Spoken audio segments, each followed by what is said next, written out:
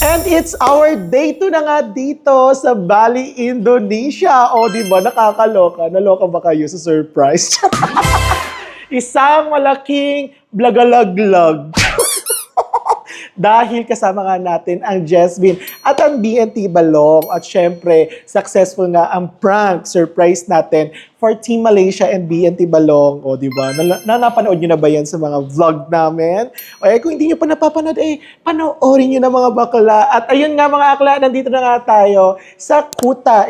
Isa ito sa mga parang syudad or parang, let's say na parang lugar, tourist destinations or tourist spots dito sa Bali, Indonesia. So next to, airport.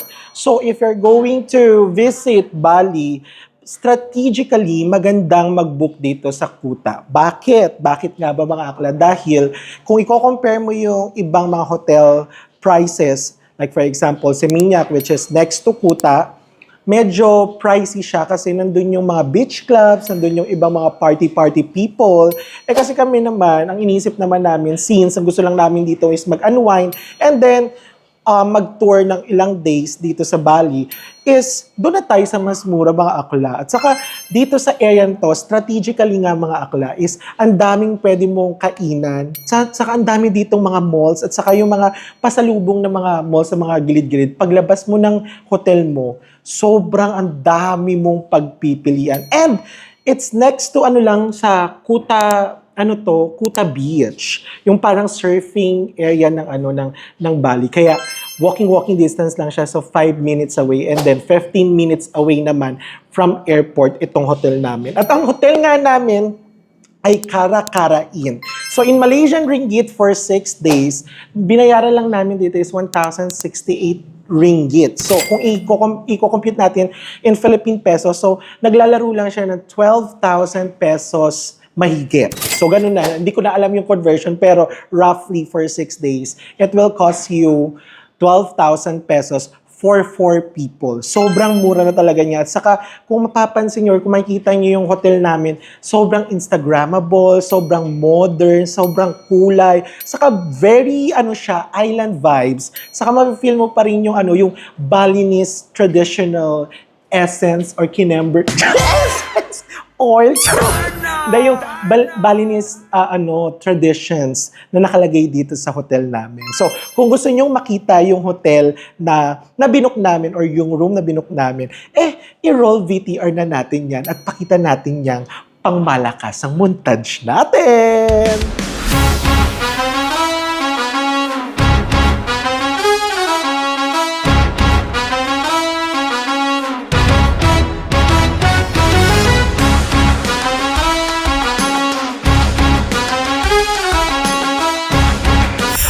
Di ba? Nakakaloka sa sobrang murang halaga mga akla. Makikita mo na sobrang ganda, sobrang cute, saka sobrang affordable. Kaya mga akla, kung mag-visit kayo dito sa Bali, ayan, dito na kayo mag-check-in sa Cara Inn Hotel.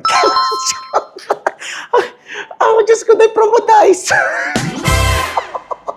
Kakaloka. Pero yun nga, mga akla, let's help yung mga small businesses at saka i-promote yung mga local dito, businesses, saka yung mga tourist guide kung pwede naman nating gawin sa ating munting platform. Kaya nga meron tayong platform na katulad nito is to promote yung mga ganitong mga establishment. At saka syempre, parang magkaroon rin kayo ng idea na alam nyo yung kung hindi ako mapapahiya sa inyo na shinare ko yan dito sa ating vlogs. At saka mga akla, ito nga pala mga akla, sa sobrang ganda nga nitong hotel na to, sobrang na-amaze kami kasi sobrang ganda. Saka parang bago pa tong hotel na to. Kaya kung gusto nyo makita yung mga ibang mga amenities at saka mga ibang mga pwede nyong gawin dito sa hotel na to, ito, i-roll ulit natin yung pangmalakasang montage natin sa buong hotel ng Cara Inn. Kaya, montage, pasok!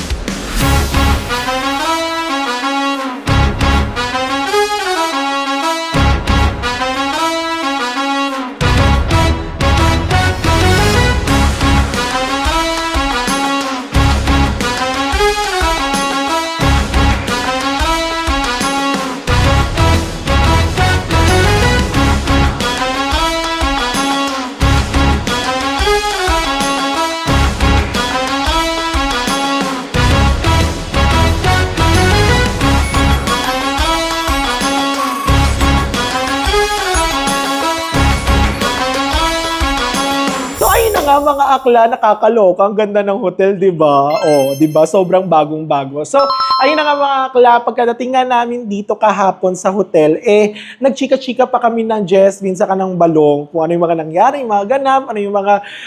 sobrang parang parang ang tagal namin hindi nagkita. Parang more than 2 months lang naman kami hindi nagkita after namin mag-Cambodia and Vietnam. So, tuloy-tuloy ang world tour natin mga akla. So, 5 a.m. na kami natapos.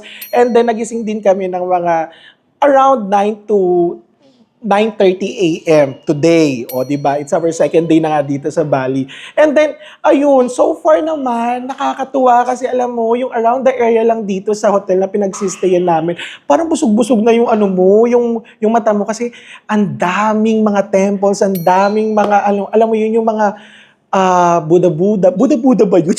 Mga charot-charot lang. Hindi yung mga Hindu goddesses, saka yung mga statue. Grabe talaga. Hindi sa pagiging OA, pero alam mo yun, nakakatuwa na makita yung mga traditional at saka yung traditional na culture and also na preserve talaga ng Bali yung mga yung mga heritage sites dito around Kuta. So ayun na nga mga akla, just to give you a knowledge and FYI for your information at dagdag kaalaman sa inyo. So ang Bali is nanggaling yung pangalan ng Bali sa Sanskrit phrase or Sanskrit name na Bali Dwipa, which means the land of sacrifice, land of reincarnation, and land of offerings. Oh! Kinabisado sa Google. Pero kung mali ako, correct me if I'm wrong, pero as per Google, yun nga, doon nga nanggaling yung pangalan ng Bali. At tinatawag din ng Bali na the land of gods. Bakit nga ba siya tinawag na land of gods? Kasi nga, dito, sobrang daming mga temples. At syempre, as we all know, kung di man alam ng lahat, yung Hinduism is that ang dami nilang mga gods and goddesses. Kaya, kung mapapansin nyo rin sa mga statues at saka sa mga, alam nyo yun, so makikita nyo kahit saan dito sa daan dito sa Bali, ang daming temples, ang daming mga cultural and mga religious sites na dapat i-respect din natin mga akla. Oh, gusto nyo? Just to let you know mga akla, majority of religion dito sa Indonesia is Balinese Hindu or Hinduism. Pero may pagkakaiba pa din kasi parang may touch pa rin siya ng pagiging Balinese. And then, ayun nga mga akla, sa mga susunod na mga videos natin, mga TA, maggagala-gala nga tayo for today's video. Ang plano nga namin, ang itinerary namin with BNT Balong and Jesvin and Team Malaysia is to go around the area which is Kuta. So kakain tayo ng iba't ibang mga pwede nating kainin or yung mga traditional foods na pwede nating makain dito sa Kuta or Bali, Indonesia. At syempre, tinginin tayo ng mga pwede nating bilhin at kung mamarapatin at meron pa tayong time for today's video, pupunta naman tayo sa karatig, kalapit bayan niya na sa Minyak, which is yung mga party place, mga pool party areas. And medyo walang tayo ng konti pero hindi tayo magwawalwal. Mabait na po si Akla. Charis. So, ayun mga akla, masyado na tayo madaming kinuko dahil lang, sinabi ko lang sa inyo, yung ganap at yung mga FYIs at sa mga nangyayari kanina or kagabi. So, ayun mga akla, abangan nyo pa yung mga iba't iba naming ganap dito sa Bali kasama ang BNTs at ang Team Malaysia!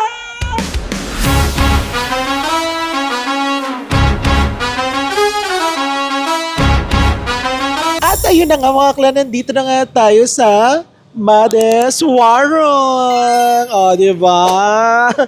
Instant video with chat. So, yung warung kasi, para siyang karinderya or kainan. So, yun yung meaning niya. Oo. Paano lang, sinerge ko din. Sabi ni Google. So, ayan. Correct. So, para ito yung unang labas namin after naming magmadaling araw na flight kanina. O, diba? Nakapantulog pa si Bakla. First meal namin dito sa Sa Bali, Indonesia. At syempre, itatry natin yung famous food ng Bali, which is yung babi guling or yung parang kaparehas sa atin sa Pilipinas na lechong baboy. Tama ba yon? Tama, may tama siya. Tama ba yung April? Oh, di ba? Di ba? Contribute para medyo may exposure sa bit. Ay! So, at nag-order rin kayo ng no? Ano yon? Balbakwa. Beef rendang. Kasi sa Malaysia, lagi namin yung kinakain saka para siyang traditional food during Hari Raya. Pero dito talaga siya originated sa Indonesia. Tama ba, April? Oh, di ba? Nagka-contribute talaga siya. So, yung papakita na lang namin sa inyo, yung pagkain mamaya. For sure, masarap yun. Kasi may mga doon siya, isang set. And, nagkakahalaga pala siya ng 120 Indonesia rupiah or lumalabas sa mga 220 pesos sa isang meal. So, kung ganyan yung mga presyohan, 100,000 Indonesia rupiah, carry bells na yan mga akla. So, pakita ko na sa inyo yung loves natin later. So, ayun na nga mga akla, yung ating babi guling set. Nakakaloka, ang dami naman pala. Ang lakas baka catering te. Yung mga kinuha-kuha, eto daw, maanghang to. Itong gulay maanghang, tapos itong side dishes na gulay ulit maanghang. Ito pachicharon, ito yung, ano nga pala to, lechon. Tapos may pa isang pirasong yung Balat. pork skin, and then merong pa adobo, may pa chicken rendang, and then meron tayong isang pirasong barbecue. Oh, may pa kanin bakla, wag kayo umarte. So without further ado mga akla, irapsoy na natin yan. May pasok sila, di ba? Saka ito pala yung yung parang mga sambal, yung mga chili sauce. So pinahiwalay namin yung mga sili-sili kasi baka hindi namin kayanin at magkaroon tayo ng Ñol Moranas. Try na natin ito. Nga natin kung masarap ito yung chiwa with the pork. Tapos yung sambal. Rapso yung gulay. Parang puro mga beans, no? Na may pagata. Yan. Isa-isayin natin yan. O isa-isay. Pagsama-sama na natin. Pero parang ang haba niya. Parang di ka sitaw. Parang sitaw na inano. Baguio beans dye. Magi. Sino kumuha ng isa? Masarap. Lasang Totoo ba? Adobo to? Charot-charot lang. Yung gulay parang lasang Bicol Express. Mga taga Bicol kasi sila dati. True. Parang adobo nga. Mga Bicolano Para kasi adobo? sila. Mga Bicolano. Tingnan nga natin kasi ito daw yung parang jodobo. Adobo na. Tingnan natin. Adobo nga yung atake, matamis-tamis. Ang kanin na natin Sitaw to. nga siya na hiniwa sa gitna. Ito, Or kuha hindi. kayo ng Ay, hindi. balong. Try ko nga Papa muna. Kuha kayo. Hindi na kumuha ka na Chad. Ayan na Chad. At syempre, Lalabas talaga. tikman natin to. Try mo, hindi pala siya sili. Parang lang din, Baguio beans, gano'n. Ito yung ata chicken skin ata ito eh. May ampalaya kami. Chicken skin nga. Sarap. Sarap din. In fairness, parang yung lahat ng gusto mong kainin in one plate, nandito na tapos, eto, yung gulay. May dalawang gulay. Para kang nasa dibo ng kaibigan mo ng 80. Totoo. Saka parang siya, nagko-compliment lahat ng nakalagay. Ama April, tama? Ayun, may isang entry. Lagyan natin ng mga pasili-sili. Akala ko hinuhulugan din ng piso si Ian. Hindi. Lumalaban niya.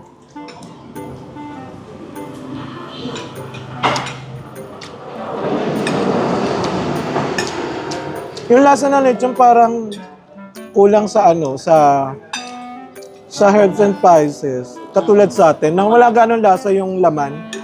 Pili lang din naman ata kasi yung mga papalasa na rin. Hindi ka tulad sila, ang dami-dami. Sa atin, no? Nilalagay lahat. Sarap na may asin pa. Tapos lalagyan pa ng betchin.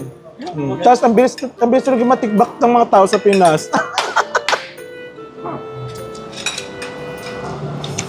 Yung super alat nila dito, walang pa sa atin. Totoo. Walang ano ba, alatan mo pa. May magic sarap na meron pang ano yung Sarap Ajinomoto. ako, magic sarap. Yung satay nila. Satay pork ata to eh. Sarap ng gulay. Satay. Oo nga, pork nga. Satay pork. Hindi ako pala si Jody ba? Parang barbecue sa Pilipinas yung lasa. In fairness.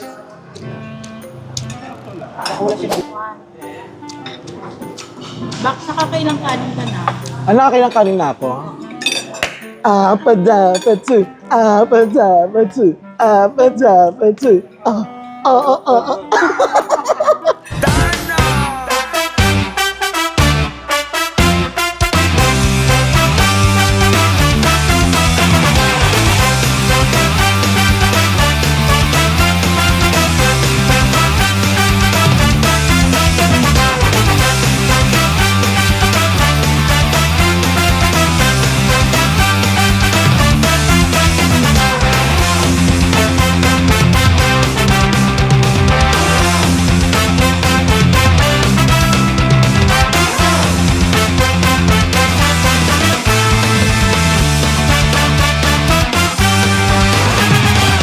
So yun na nga mga akla, nandito na nga tayo sa Master Crepes Puta. Taray, Master Crepes. So titikman natin yung ano to ulit? Caramel ice cup. Tingnan nga natin kung masarap. Sa'yo yung double shot. Single, double. Tayo nga natin. Parang matamis.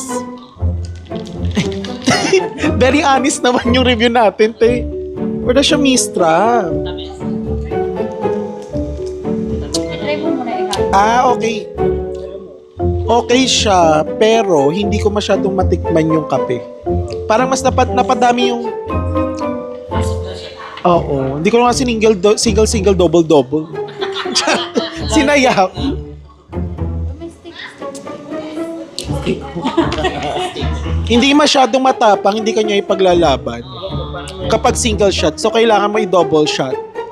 As mag-o-open ng cafe, Kevin. O, di ba? Ikaw yung nag-ano niyan eh. Ano masasabi mo kami? Matapang yung kape. Oo. Pero yung lasa nung pinaka... Yung caramel talaga. Nandun naman yung caramel. Kasi medyo matamis lang. Pero hindi naman kasi salted caramel eh. So iba yung salted caramel talaga. So kung ano lang... Pa-ice cream pa kasi siya eh. No? Oo. Yun lang. Jessica, ikaw. Yes, for me, let me taste it again. Actually. For me, parang matamis din talaga siya. Matamis. Hindi ko rin masyadong nalasahan yung kape. Oh, true, As, diba? parang na siya naging, alam mo yung iced coffee na super tamis? Oh, true. Ganun siya, di ba? Parang nasobrang sa yung... O sa syrup nila or sa ginagamit nila. Kasi kung nagkakape ka, bakit ka naman mag-double shot? Kung yung nakapis na yung kape, Correct. dapat nandun na. Mm-mm. So, double shot mo pa. Double shot. As dapat kailangan nire-request ka. May stiko. Tama ka, may stiko. May stiko. Sa'yo ba yun, strawberry? Ay. Sa'yo, kamusta naman? Ano naman yung sa'yo? Wala pa. Ayun na. Parating pa lang. Ginagawa pa. Ikaw, ano yung in-order mo? Masyat. Ang sa akin, masyato lang. Hindi makiyaw na. Hindi, makiauti. Makiyaw yung ganyan, di ba? Makiyaw din sa'yo. Makiauti. Uy, grabe naman kayo. Sabi ko nga makiauchi.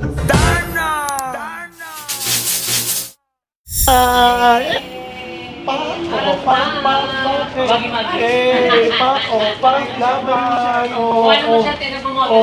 Kuya, pak, arat. Pak. Laki niya in person. Welcome to GWK! Please welcome, Iwatu Kecap Dance!